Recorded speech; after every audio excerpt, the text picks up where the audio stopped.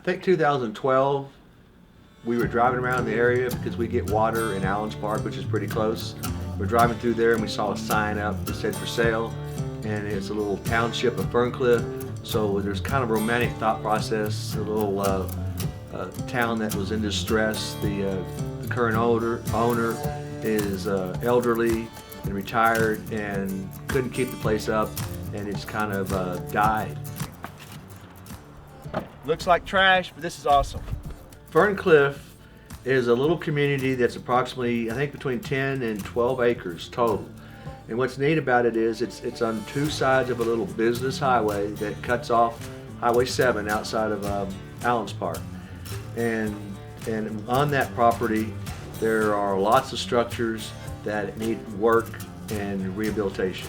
Over here, there's some real old structures. This used to be a dairy, so this is a dairy barn. So what I plan on doing is trying to restore it and use it. You can probably tell which way the wind blows. Check out the snowdrift up beside it. This store in its heyday, they had a bakery, they also had a butcher, and they have gas pumps out here and a lot of business that came through here. We're on the commercial side of Ferncliff, right here next to the store. Back in here, it's kind of hard to see, but there's someone living in there, so we can't go back there, but there's an awesome cabin called Sleepy Hollow, and that one's in pretty good shape. It won't take much work. It's a big dream.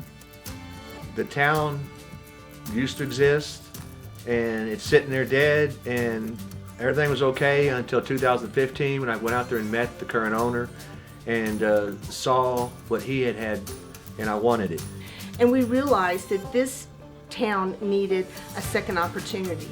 So we contacted the owner, who was a lovely man, who walked us through the whole property and revealed its beautiful history to us. The Resurrection of Ferncliff, the series, what I envision is building a small town back up from abandonment and starting out with approximately 3 or 4 residents of this town, a little family. And what I see is a family that's actually from the city that is tired of the city, tired of pollution, and wants to get a piece of nature and restore it and make Mother Nature proud. But this is an awesome building. It looks all trashed out, but everything here can be restored, and the history of it's as important as the future of